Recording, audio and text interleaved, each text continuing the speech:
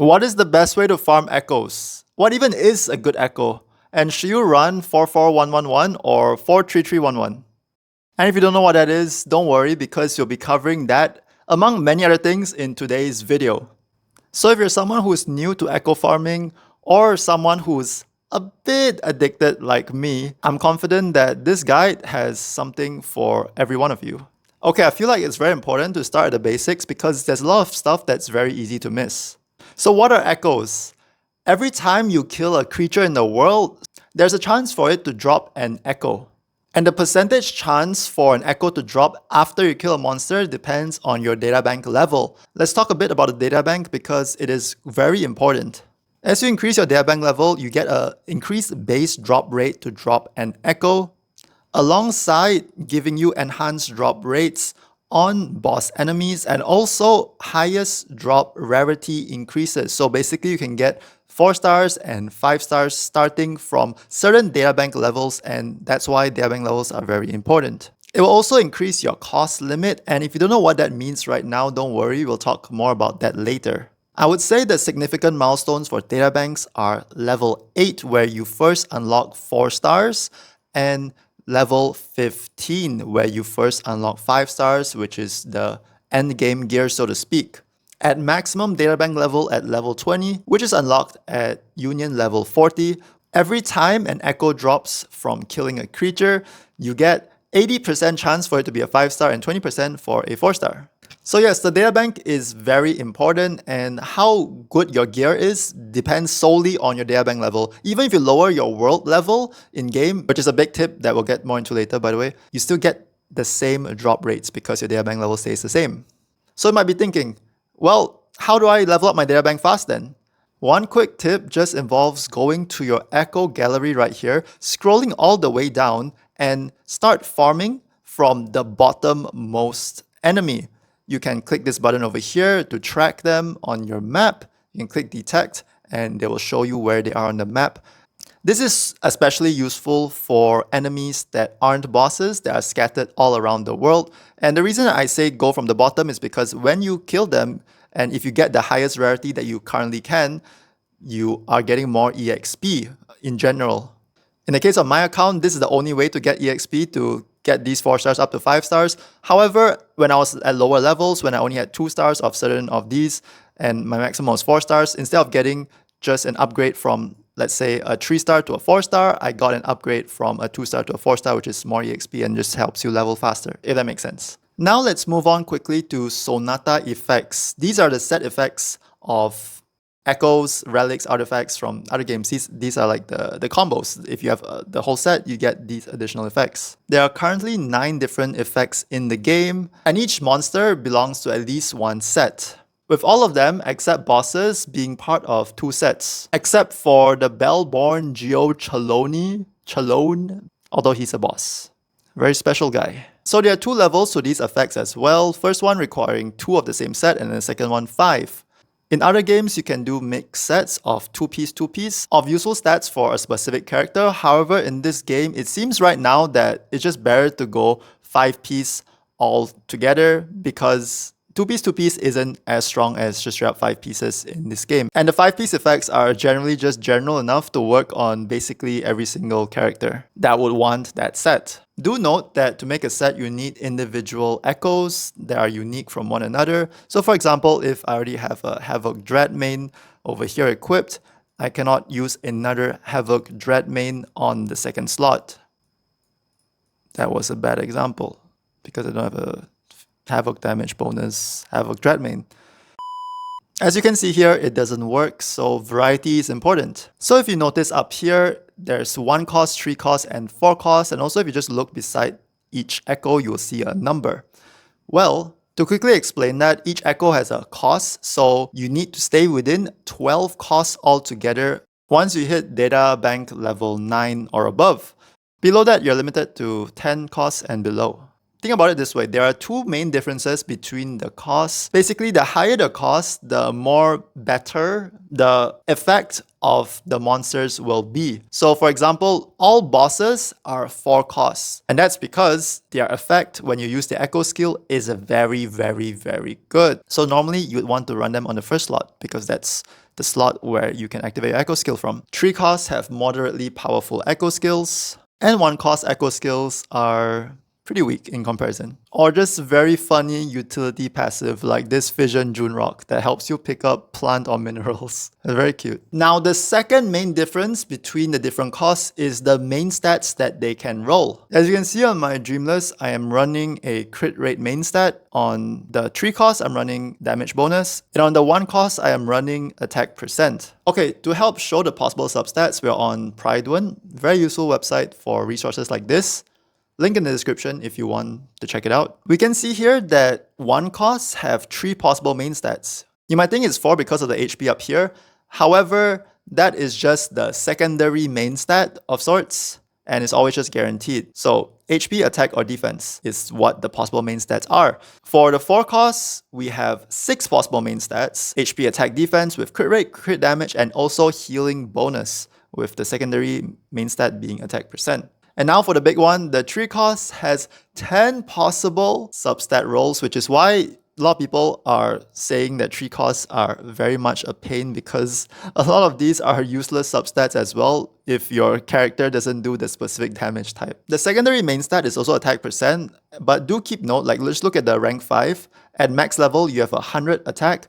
It is lower than rank 5 of the 4 costs. So 4 costs is just more powerful in terms of the base secondary stat as well. So since we're here, let's talk about possible substats as well. So all echoes, regardless of the main stat, share the same substat pool, which you can see here. There are 13 different substats in total. One thing to note that is, unlike Genshin and Star Rail, it is possible to roll the same substat as the main stat of a piece. So if you look at this Dreamless piece once again, as you can see, the main stat is crit rate, and also you can roll crit rate as a substat. Very cool, yay.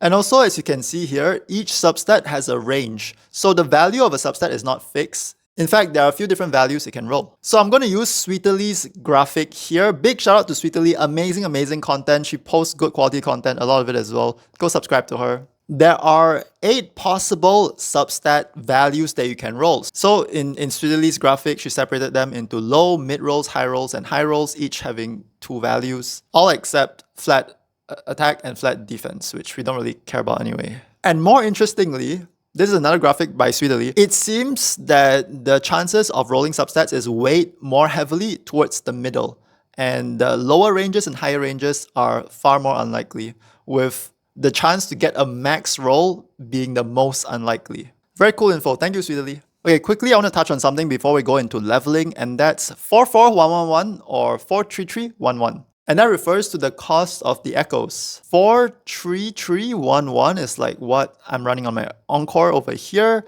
And this is like the ideal end game kind of setup because you're fully utilizing all 12 of your costs and you're running damage bonus, which is better scaling than attack percent or even crit once you have enough crit. And 44111 uses 2 main boss echoes. Keep in mind that only a few bosses have 2 unique bosses from the same set, like the Dreamless and the Crownless right now. And you run attack. I don't have more attack, so I'm just using like defense, but you get the point, to add up to the same set as well. The reason you do this is because in early game, you're lacking a lot of crit rate. Maybe you don't have a crit rate weapon and you just don't have good enough substats to run a crit damage main. You could run a crit rate and crit damage main stats over here, or you can run both crit rate just to get you up and running. However, do keep in mind that this is a 10 to 15% damage loss from just running 43311, with the upside being it's much easier to farm for cost because as we've seen, there is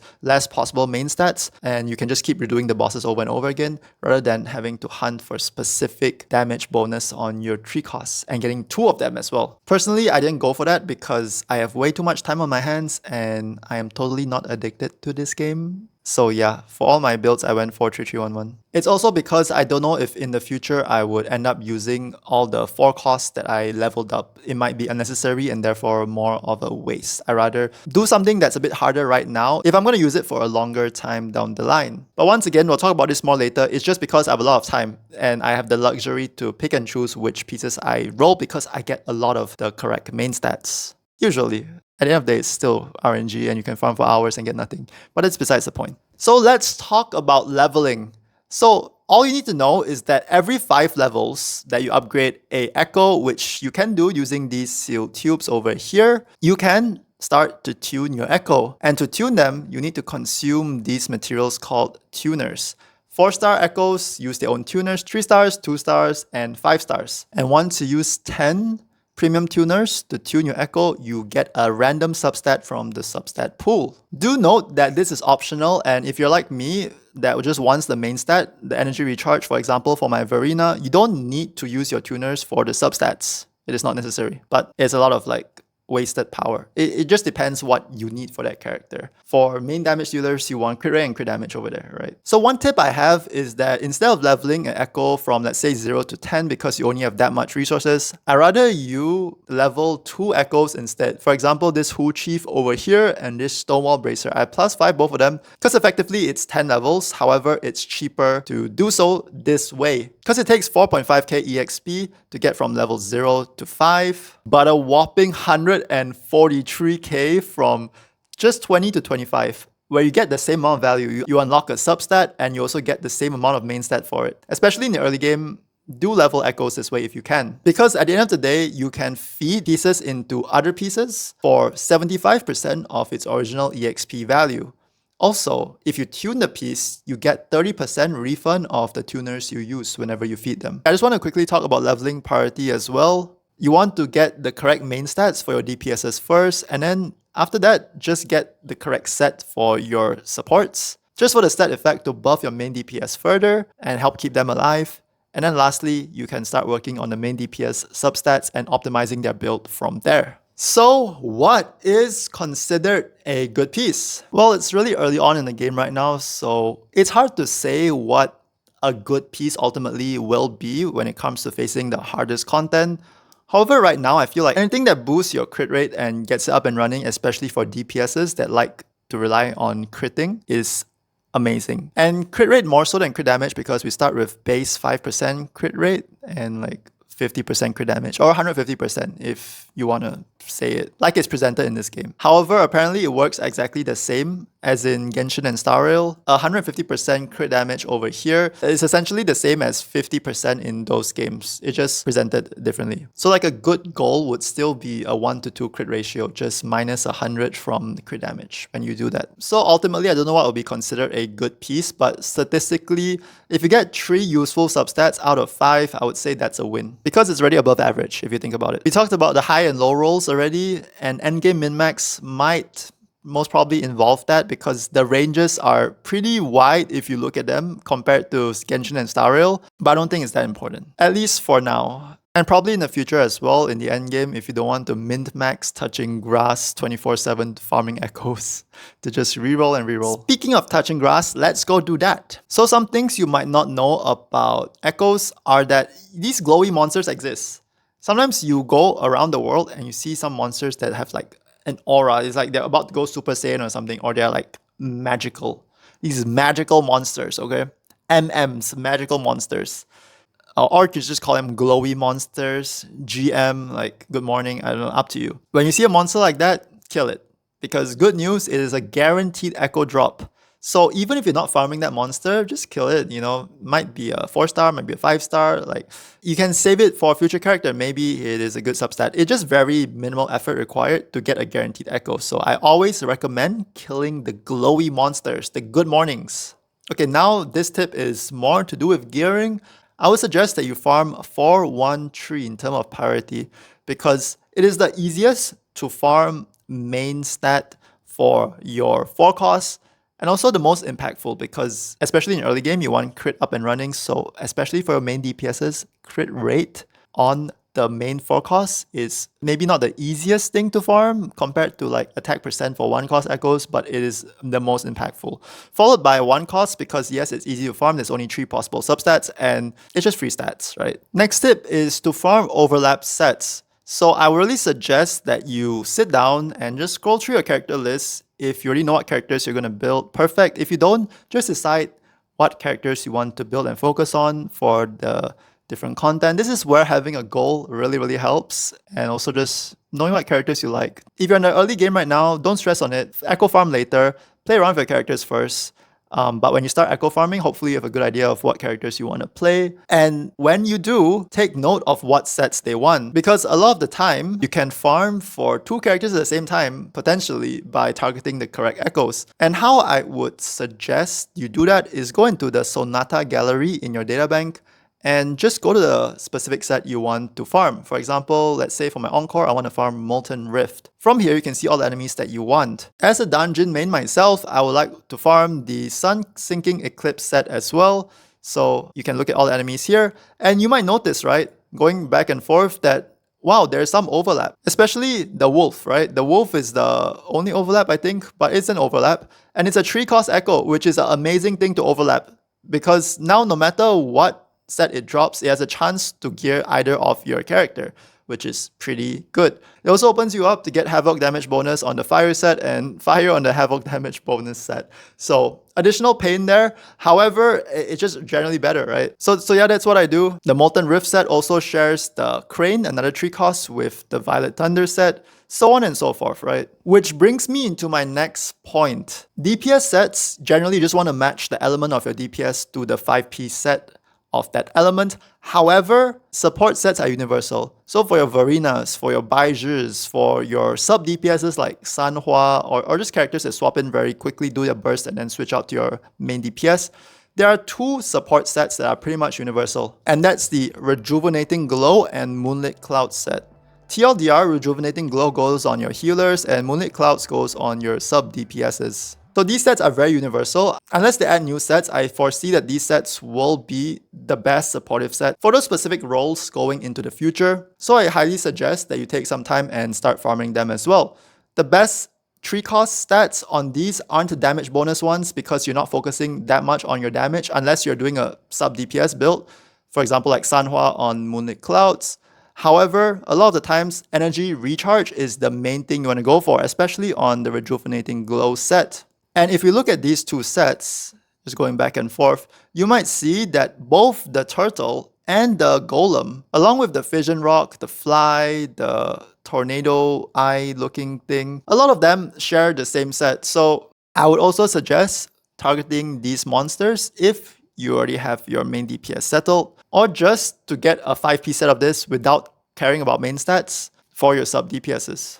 I think the earlier you farm this, the better. You don't even need the correct main stats. You just put it on your supports because you just want the increased attack for your main DPS. Think about it this way. You're giving your main DPS free stats by just having 5 different echoes on your supports. Substats don't matter. Main stats don't matter as much until you get your main DPS going. Basically, farming this is also a way of farming for your main DPS, if that makes sense. Because you're basically farming stats for them. Very important, very good. I recommend. I personally target the Stonewall Bracers every day. Also, when farming echoes, you can lower your Sol tree level, basically your world level, and that doesn't affect the drop rates of echoes.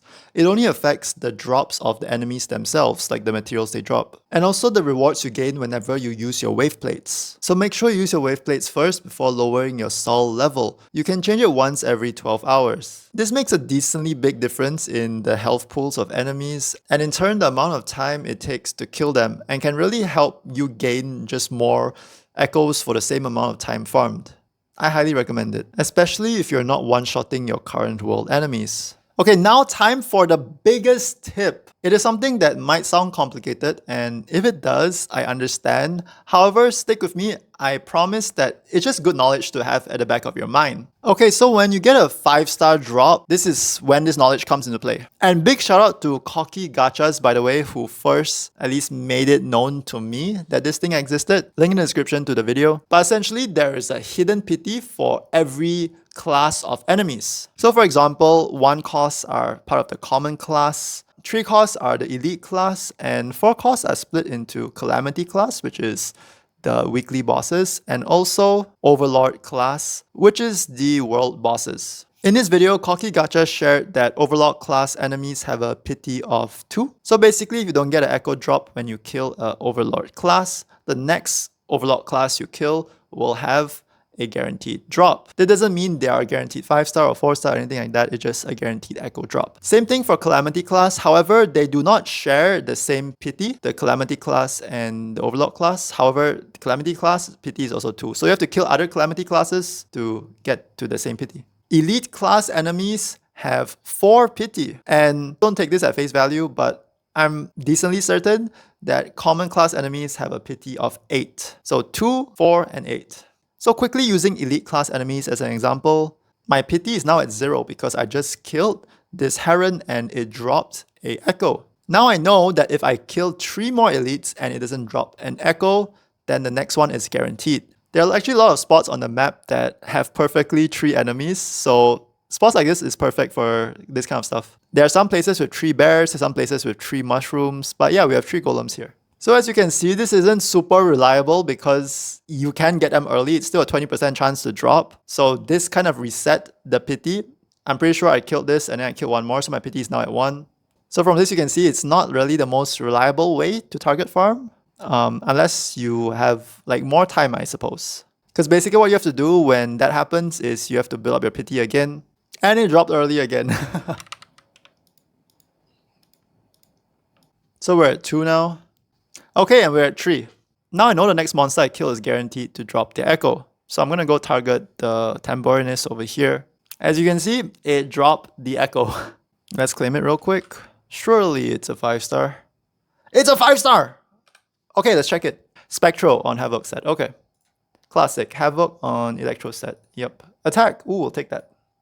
Okay. Yep. So I would say there are 3 main ways to use this knowledge. The first one is to target farm like that. And I think it's only really useful if you don't want to co-op at all and you want to make sure that every single 3 costs of that type in your world or 1 cost or whatever drops every single time. You just go around killing anything that is not that, and then when you have guarantee you kill. So you can get the maximum amount out of your world every single day. I mean, it's kind of useless in co-op because it might just be faster to just kill everything that you see and just go different worlds. You might have a better yield of that specific one. On top of having a lot of different other echoes as well at the end of the day, if you do the co-op strategy. However, you can do this as well, maximize what you can in your world every single day. The second way to use it is a more hybrid strategy, which I tried myself, which is to kill 2 non-target and then you start killing the target. So the third one is not guaranteed, but the fourth one is. So at most, you waste 1 enemy that doesn't drop, but you still get the guaranteed 4th. This saves you time because, like what happened just now, sometimes it can drop on the 1st, 2nd, or 3rd due to the 20% chance at base that it drops anyway. So yeah, it's a nice like middle ground. I would say it's more chill to do as well because when you track certain enemies on the map, you TP to the closest waypoint and then as you're going to them, you look around, maybe you find more elites and then you just have to find 2 of them and then you continue tracking your enemy rather than like having to run over the world to kill stuff and then only go to your desired enemy and then make a beeline for it, ignore everything around you. So the third method, which is what I've started to gravitate towards now, is just keeping it in the back of your mind. This works well if you're locked in and concentrated, or if you're just really good at multitasking. You just sort of intuitively know. So I killed this 3 costs, so my pity is at 0 now. Kill 1 more, kill 2 more, and when you turn up to the next elite spot and there are 2 enemies there, you kill the enemy that you want the echo less of because it's only a 20% chance to drop, and then you kill the one that you want after that. So if you think about it, you have to roll a 20% and then an 80% after that for it not to work out for you. So the way I do this is I go to the databank, I see what enemy I want to track. Let's say today I want to track Havoc Drake main. I track it, detect it, it's on the map. And so when I TP to the nearest waypoint and I'm on the way to the enemy, I'm just killing a bunch of elites that I see as well, if I know that I'm not close to my pity. If I already have my pity, then obviously I'm not going to kill anything on the way. So it's just nice to have this kind of knowledge. It just makes things more efficient to target farm. Also note that killing the glowy monsters, the GMs that we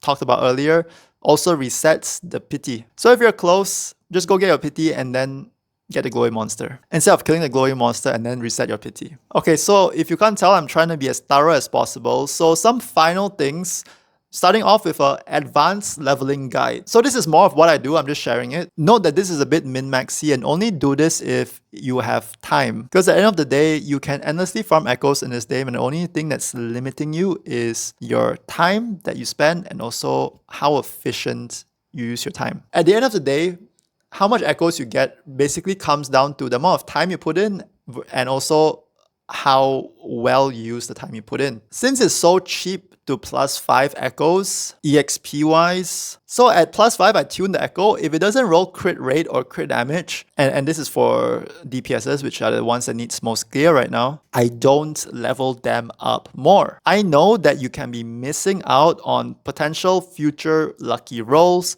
However, I want to at least guarantee there's one good roll on this piece before I keep going.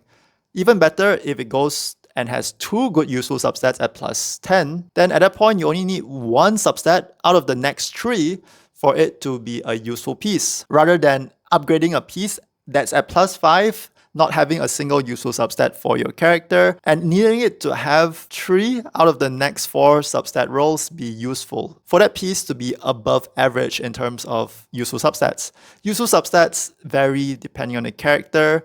However, for most DPSs, universal useful substats are crit rate and crit damage and attack percent, or defense percent if your character skills off defense instead. The skill damage bonus, the heavy attack damage bonus, basic attack damage bonus, etc. depends on how much your character relies on those abilities. Once again, this is not necessary and can end up costing you a lot of tuners, which is what happened to me when gearing Dungeon. But as a result, I got a really good build for her, as you can see right here. Guaranteeing crit on the first roll. Guaranteeing crit on the first roll means I only need to roll the other crit for the piece to be really good. Pair that with a bit of skill damage bonus, heavy attack damage bonus, like just damaging abilities for my main DPS, that's super good. For this piece, I actually rolled it to +10 because, as we have established, 3 costs are very much a pain to farm and I don't want to farm that many. So I was trying to like cope with this one and I guess it ended up paying off. Although just don't look at the last 2 substats, and this is a god piece. just cover it with your hands. I did the same for this piece over here. I fished for crit rate and then a bit of crit damage and attack percent, and this is a really good piece. This final piece here is an example of how it can go wrong and bait you. However, there's always a chance the last roll rolls crit rate, but I don't know if I'm willing to take that risk. I think if it's at +4, it only has like crit damage alone. This one has attack and flat attack, which doesn't make it that bad. But let's say it just has crit damage and other useless stats. I don't know if I would bring it to +25. And it's not important for me right now, so I'm not going to do it. But hey, even with this piece, at least it has 1 crit stat because I guaranteed it from the start. But yes, as a result, I went broke on tuners. I think I had like 40 when I first started leveling, and then at the end I have like 10. Which is why for Encore, I didn't really min-max that hard on like fishing because yeah, just everything in moderation, I guess.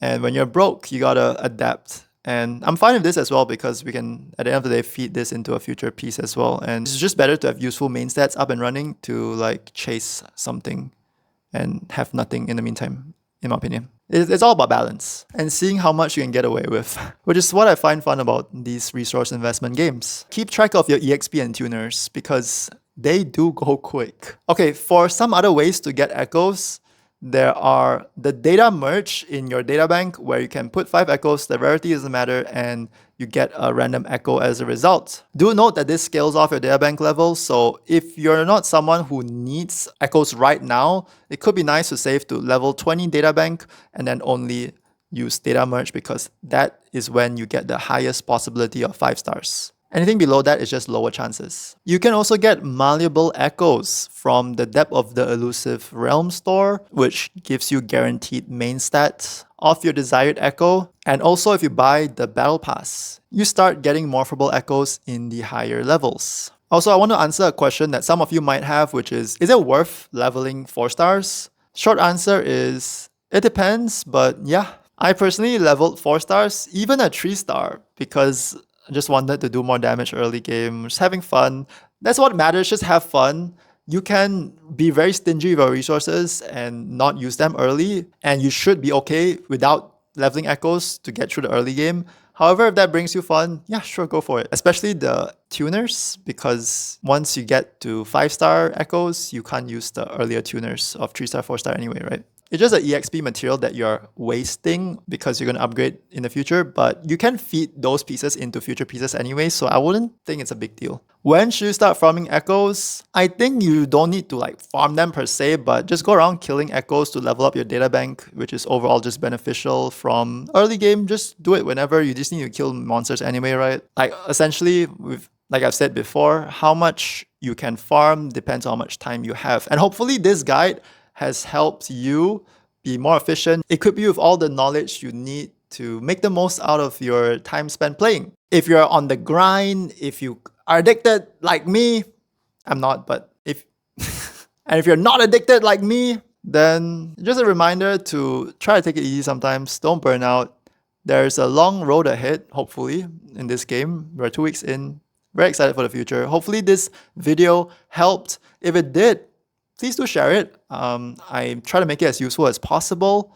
And do leave a like, it really helps the channel out. And if you're new here, subscribe for more gacha content. And let me know in the comments if you have any other questions. Also, let me know what your Wuthering Waves journey has been like so far. Are you enjoying the game?